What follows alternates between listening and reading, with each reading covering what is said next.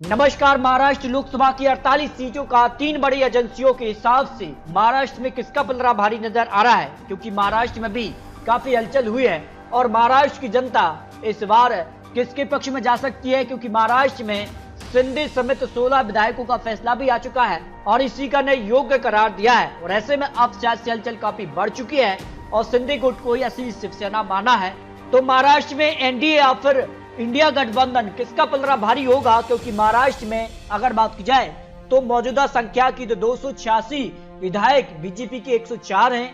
शिवसेना शिंदे गुट के 40 है, एनसीपी अजित के 41 और अन्य से 18 आते हैं। कुल मिलाकर 203 विधायक यानी जो संख्या है विधायकों की वो यहाँ पर एनडीए के पास ज्यादा दिखाई दे रही है। जबकि अगर बात की जाए तो कांग्रेस के पास 44, शिवसेना उद्धव गुट के साथ 16 और यहाँ पर एनसीपी शरद पवार के साथ 12 से 11 आते हैं, तो 83 ही विधायक यहाँ पर जो है महाविकास आघाड़ी के साथ इस वक्त नजर आ रहे हैं। तो महाराष्ट्र में 48 लोकसभा सीटें निर्णायक हो जाते हैं और 48 लोकसभा सीटों पर किसका पलड़ा भारी नजर आ रहा है, क्योंकि हर एक रणनीतिकार की नजर बिहार हो या फिर महाराष्ट्र दो राज्यों पर ज्यादा दिखाई दे रही है, क्योंकि बिहार में भी सियासी हलचल बढ़ी है और महाराष्ट्र में भी काफी हलचल दिखाई दी है। कब किसका मुख्यमंत्री बन जाए ये कह नहीं सकते, ऐसे कई बार देखने को मिला है बिहार में भी और महाराष्ट्र में भी। फिलहाल अगर बात की जाए तो महाराष्ट्र में इंडिया गठबंधन का जो सीट शेयरिंग का फॉर्मूला है, कांग्रेस 20 सीटों पर चुनाव लड़ सकती है, तो उद्धव सेना यानी उद्धव गुट यहाँ पर करीब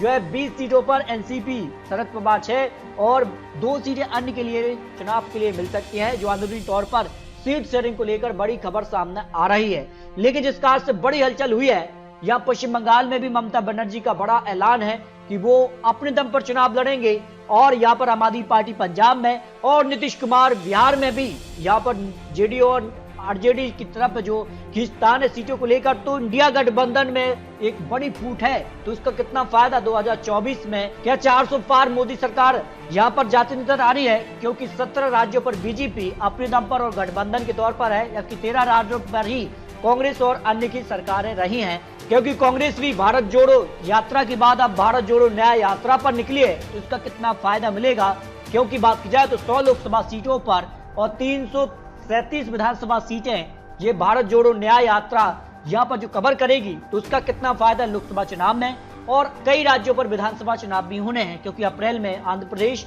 अप्रैल में अरुणाचल प्रदेश, अप्रैल में उड़ीसा, अप्रैल में सिक्किम और जम्मू कश्मीर विधानसभा चुनाव भी इसी साल होने जा रहे हैं। अक्टूबर में हरियाणा और महाराष्ट्र में अक्टूबर में और नवंबर दिसंबर में झारखंड में विधानसभा चुनाव हो सकते हैं। इसके अलावा बीएमसी चुनाव भी यहाँ पर मुंबई में होने जा रहे हैं, तो इसका कितना नुकसान किसको होगा। और महाराष्ट्र के 2019 के रिजल्ट की अगर बात की जाए तो यहाँ पर एनडीए को 41 सीटें, कांग्रेस को 1 सीट और एनसीपी को 4 सीटें मिली थी, लेकिन इस बार एनडीए से यहाँ पर उद्धव गुट अलग हो चुके हैं, तो उसका कितना नुकसान होगा, तो एनडीए को कितना नुकसान कितना फायदा होगा, क्योंकि शिंदे गुट तो भारतीय जनता पार्टी के साथ आ चुके हैं, मुख्यमंत्री भी हैं, तो इसका कितना फायदा मिलेगा। शिवसेना जैसी अगर बात की जाए तो पार्टी में जो टूट हुई है उसे किसे जिम्मेदार माना जा रहा है। यहाँ पर बात की जाए तो एकनाथ शिंदे और यहाँ पर अजित पवार अब यहाँ पर जो है एनडीए में आ चुके हैं। तो बात की जाए 2019 को लेकर 48 सीटों में से बीजेपी ने यहाँ पर 25 सीटों पर चुनाव लड़ा, 23 सीटों पर जीत हासिल की थी,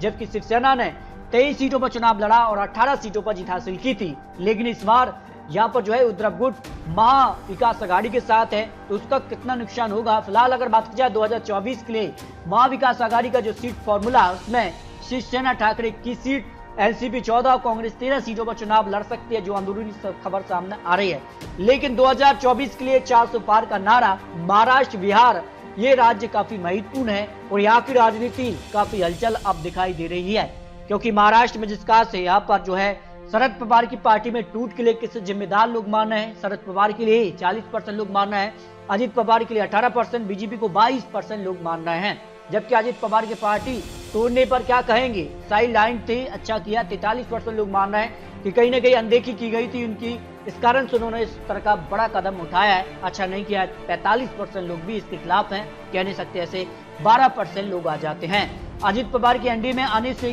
किसका फायदा और किसका नुकसान हो सकता है। एनसीपी अजित पवार को यहाँ पर जो है 25% लोग मानने की फायदा होगा, बीजेपी को बड़ा फायदा होगा, 27% लोग मानना है, जबकि महाविकास आघाड़ी को सिंपैथी वोट का फायदा मिलेगा, 48% लोग मानना है कि इसका ज्यादा फायदा जो है महाविकास अघाड़ी को मिलेगा, क्योंकि सहानुभूति वोट उनके पक्ष में जा सकते हैं। अजित पवार की एनडीए में एंट्री के बाद क्या समीकरण बन सकते हैं? देखिए, एनडीए में 2019 को लेकर 31% मानना है कि 2019 के जो आंकड़े थे यानी 41 सीटें वो दोहरा सकते हैं, लेकिन 33% लोग इसको फायदा, लेकिन ज्यादा खास नहीं। 36% लोग इसे नुकसान के तौर पर देख रहे हैं, क्योंकि आपसी तौर पर सीट शेयरिंग का महत्वपूर्ण हो जाता है, क्योंकि 3 दल अब एनडीए में भी हैं और 3 दल इंडिया गठबंधन में हैं। तो एनडीए में कहीं ना कहीं जो 25 सीटों पर चुनाव लड़ा था, इसके अलावा एनसीपी और शिवसेना जो कि मुख्यमंत्री है शिवसेना से संजय गुट, तो वो ज्यादा सीटों की मांग करेंगे। तो यहाँ पर भी पैच है, सीट शेयरिंग को लेकर फंस सकता है और कहीं ना कहीं इसको लेकर और महत्वपूर्ण आंकड़े सामने आ रहे हैं। 48 सीटों की बात की जाए जिस प्रकार से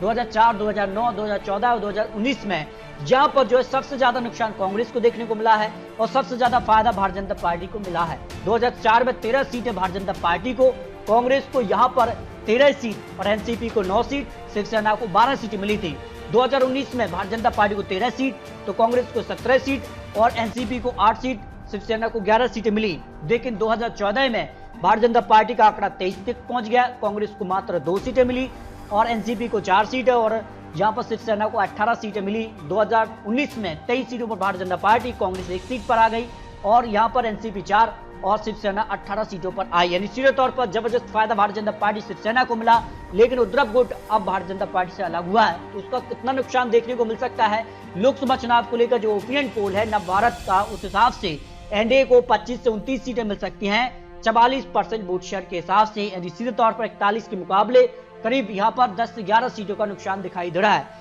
जबकि महाविकास अघाड़ी को यहाँ पर 17 से 21 सीट की संभावना दिखाई दे रही है 43% वोट शेयर के हिसाब से, यानी सीधे तौर पर फायदा महाविकास अघाड़ी को मिलता नजर आ रहा है। और अन्य पक्ष में 1 से 2 सीट की संभावना यहाँ पर महाराष्ट्र को लेकर 48 सीटों पर सामने आ रहा है। लेकिन काफी हलचल महाराष्ट्र में देखने को मिली है, जबकि महाराष्ट्र को लेकर सी वोटर का भी ओपिनियन पोल सामने आया है, जिसमें एनडीए को 19 से 21 सीटें और महाविकास अघाड़ी को 26 से 28 सीट और अन्य के पक्ष में 0 से 2 सीटों की संभावना दिखाई गई है। उस हिसाब से अगर बात की जाए तो काफी हलचल महाराष्ट्र में इस वक्त दिखाई दे रही है और जिस खास के लेकर अब काफी महत्वपूर्ण आंकड़े सामने आ रहे हैं। इंडिया टीवी सीएनएक्स सर्वे के हिसाब से भी यहाँ पर 24 सीटों का फार्मूला बन रहा है। बीजेपी को 20 सीटें, सिंधे गुट को 2 सीटें, अजीत गुट को 2 सीटें, जबकि कांग्रेस को 9 सीटें, शिवसेना उद्धव गुट को 11 और एनसीपी शरद पवार को 4 सीटों का अनुमान दिखाई दे रहा है। उस हिसाब से भी यहाँ पर कांटे की टक्कर फिर महाराष्ट्र में दिखाई दे रही है, यानी महाराष्ट्र में पैच फंस सकता है। 2019 के मुकाबले 2024 में 24 सीटें